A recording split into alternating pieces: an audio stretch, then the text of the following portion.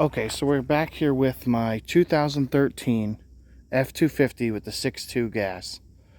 Now, the truck is just about at 200,000 miles. And I wanted to do a little video on what has been changed on this truck, what problems I've had, how much luck I've had, things that, I've had trouble with, and, just overall, just how the truck's been at 200,000 miles. So, that's my intro. Okay. I've owned this truck since it had about 60,000 miles on it. The truck has everything that you see here. I just added these wood racks on the back and the headache rack behind the windshield, so nothing would hit it and break it. The truck actually came with this hydraulic lift gate, Tommy gate, 1,300-pound gate. As you can see, the bed has taken a lot of abuse. You can see that. Every truck I've ever had has had the same issue. The bed just gets beat up. You can see the hitch I have. Truck tows a lot. But you see this side of the truck is a lot more banged up and beat up than the other side. That's because this fender, this hood, both lights, the bumper, the grill, both headlights, this fender, this mirror, this door, this back door, and this back panel, a lady had T-boned me and hit me and destroyed this whole side of the truck. Let me get it in frame. Destroyed this whole side of the truck. It was like $18,000 to put it back together. So all these panels are, the doors are original Ford, the mirror is not, this fender is not, and that back panel is not. Okay? And I have 2020 wheels on it, and hubcaps and everything. I found those on my Facebook Marketplace. So things that I've changed under the engine. Okay, you're going to be surprised. This is only the second battery I've ever had in this truck. Even being here in Northeast Pennsylvania with cold winters. But this truck's original alternator, original starter, original valve cover gaskets. This radiator was changed due to the accident. A couple days after I got the truck back, it basically exploded and leaked everywhere. So the insurance company changed it because we couldn't get the part because the plastic case was cracked. The intercooler, or the AC condenser, has been changed. That was due to another accident where I slid off the road and crushed the whole front and that side. And that was another $12,000 damage. They just keep fixing this truck.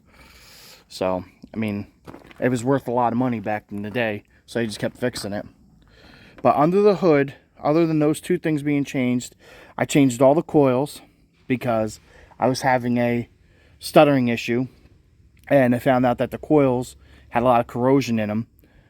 So, but they were the original ones, and these plug wires here. This has 16 spark plugs, 8 on top, 8 on the bottom, and the bottom ones are hard to get to. But I changed the plugs twice, and I changed those coils and wires once. But it has the original serpentine belt. Air filters are K&N drop-in from my old truck, so that's got 500,000 miles on it now. But I haven't changed anything. It's original serpentine belt, actually. Obviously front brakes, rotors. I did front rotors twice. Yeah, they need to get done again. And rear rotors are the original rotors. Just pads on them. So, truck's been banged up and beat up as a work truck. Sorry about that stupid dinger, but I want to show you. Let me zoom in here if I can. Using this new gimbal, so that should be good. So if I cycle, I gotta close the door. If I cycle through this, it's my distance to empty. Oops. 9.2 miles per gallon. That I just got back from towing a heavy trailer. I was towing over 9,000 pounds. And I've been running flex fuel in it the last 2 months because fuel prices have been too high to really keep up. So 9.2 is usually, I'm usually about 10.2 while towing to 11, depending on how heavy and how windy and everything. But, oh, I got to push and hold or something, don't I?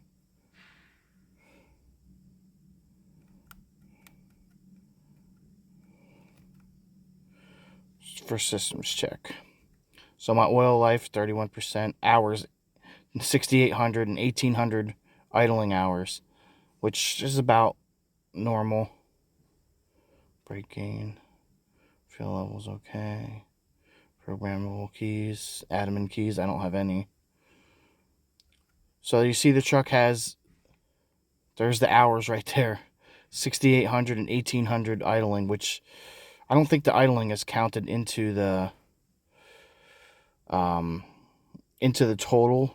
It doesn't make any sense, because usually I've had a lot more mileage on my old truck. My old truck had 12,000 hours on it, and I think 3,500 idling hours on my last truck. So just wanted to show you that. I'll be doing an oil change here. I go by what the gauge says. If it says 31%, because I do a lot of idling and everything, I don't let it get below 30%. So that's why, like, the mileage right now is 98,000. I don't know if you could see that. 98,886. So it didn't make quite to the 200,000 before it needed the oil change. If I need it early, I go by what the gauge says, and it's usually right about 5,000, about 30%. So this one, for some reason, I did a lot of idling. I had the air conditioning going a lot, but all right. So this new gimbal's killing me. The production value of this video is not going to be that good, but see what I'm saying? Alright, and the truck leaks no oil. The truck, it's never leaked any oil or anything. I mean, I did the transmission service. I think I did it 3 times, originally with what Ford put in, and then I did it twice. I mean, I haven't changed much on this truck. This truck's been pretty good, other than the little problem I had with it spitting and sputtering with the coil packs. But that was not my fault. And I did just change another coil pack, because I bought coil packs on eBay, which I shouldn't have did, because I couldn't find any Ford ones, and I had one bad one I had to replace with a Motorcraft one. But yeah, she's been a good truck, man. I wouldn't change much. The 6.2 gas has been very reliable. I mean, other than like the front grille and that stuff being replaced, that was like the major stuff that got replaced, only because of the accident. You know, this truck's been in 3 accidents. The lady T-boned me, and then when I slid off in the ice and crashed and smashed the front of it, and then a lady hit me in the back, drove right into the back of me. I was pulling out of a parking spot, said she didn't see me. I don't know how, some 1,000-year-old lady. But truck's been good. Truck's been bulletproof, and I'm trying to hope I can get another 100,000 out of it before I have to get rid of it. You know, but the truck's all original, like I said. I mean, not a lot of stuff has gone really wrong with it. It's just been oil changes, and so I'm about to do another oil change right now here. So, if you like this video, don't forget to like, comment, and subscribe. Like I said, my yellow truck over there, I put a bunch of mileage on it. That's what kept the mileage off this one. I wrecked it. I bought that last year, and that truck took the bulk of the mileage. I mean, I put 15,000 miles on that truck, almost 20,000 miles in the last year, a little over a year. And I have 2 trucks, and I mean, it's just a little ridiculous having 2 pickup trucks to do one job. But it's nice jumping in that. That gets better fuel economy, and that truck, you know, rides a lot smoother. This truck is a little bumpier. And oh, I did change the suspension. I put Bilstein stocks on. The shocks were getting just a rough ride, so I put the Bilstein on it, and that's pretty much it, man. I haven't really had any real issues. After the accident, I did change one cab mount, now that I think about it, but that was due to the accident and something we didn't see. It was funny, because after the accident, when I got the truck back, it took 3 or 4 months to get it back due to COVID. And what ended up happening was I was driving it, and I noticed the cab was bouncy, and I looked underneath, and I seen the cab mount was bad on that side where I got hit. So I changed that cab mount, went to Wayne County Ford, my local Ford dealership, they had the mount in stock. He said it was a common thing, they go bad with them.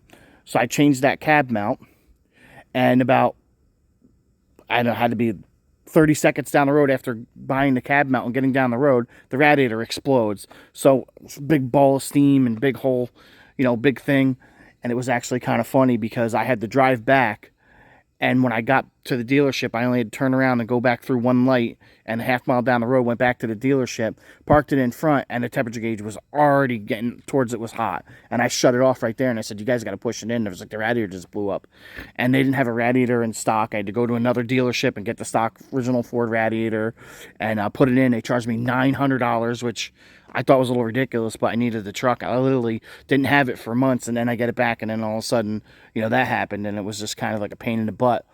And I went back to the guy who fixed my truck, and I told him, I said, hey, that radiator broke because we were waiting for that piece because he had ordered it and he couldn't get it. And he's like, dude, he goes, they already paid for it, so I'll just give you the money back. So I got my money back from him because he had already ordered the parts and charged them, because I'd already gotten the truck back. But the other thing is the windshield was changed too. It had a crack in the bottom of it from the fender pushing up into it. But I'm hoping to keep this truck for another 100,000 miles. This one I might sell this one, just to get extra money. Both trucks are paid off now, so I added that one to the loan of this one, so I had to pay it off. I mean, it was kind of a pain in the butt. I did it that way, but I mean, it was just easier. But I'm gonna be buying a new truck once I sell the yellow beast here. I'll sell this, put the money aside, and I'll get to as far as I can with this truck. I mean, it's not rotted. The frame is beautiful in it. I mean, for 2013, it's not rotted or nothing, being almost 10 years old. It'll be 10 years old at the end of this year. And it's been a good, reliable truck. And I'll tell you what, I'm not looking forward to getting one of the new aluminum bed ones because, I don't know how it's going to hold up to the banging dings and dents, but we shall see. I mean, I think that I will go with another 6.2 and not the 7.3 gas. Even though I love it, I think I might just stick to what I know. And I might just stick to the 6-speed transmission again and stay away from the 10-speed.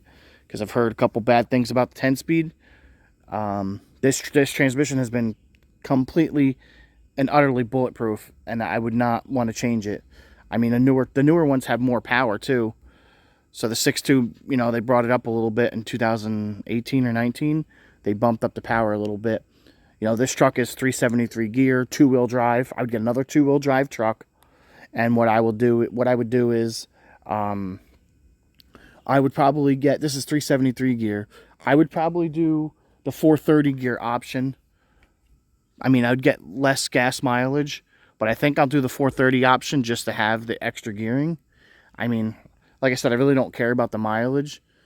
I mean, the fuel prices can't stay up forever. I mean, I'm paying under $3 a gallon for E85, and if the next truck I get is going to be flex fuel, I might just run E85 again. So I'm not really going to care about that. I'd rather have the extra gearing, just because when I'm towing around 10,000 pounds, I mean, I think it would be a little bit less strain on the truck instead of it always downshifting and holding in third gear at 4,000 RPMs, which doesn't bother it. I mean, if it's been doing it for 200,000 miles, it's going to keep going.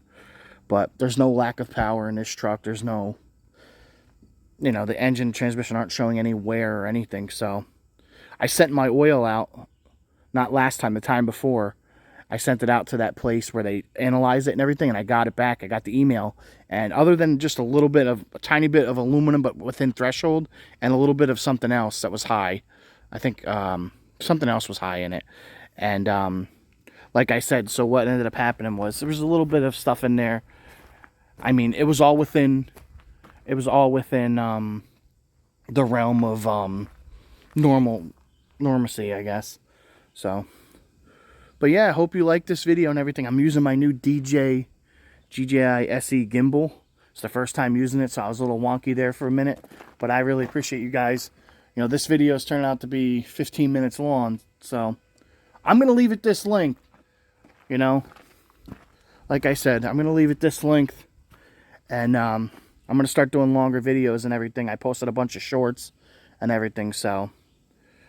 All right. Remember to like, comment, and subscribe. And remember, you know, stick to what's been good to you, man. If you like Dodges, stick with Dodges, man. You've had good luck with them, and that's what you can work on, you know, and that's what dealership is close to you, and that's what, you know, you can find parts for and stuff.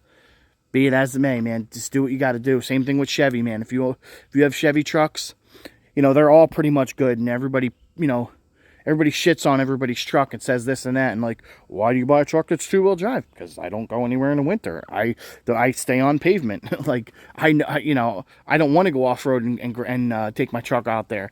You know what I mean? Get all muddy and break something, you know what I mean? But anyway, like I said, man, I'll see you guys later, and I'll be doing a video on this truck too here shortly. But all right, I'll see you guys later.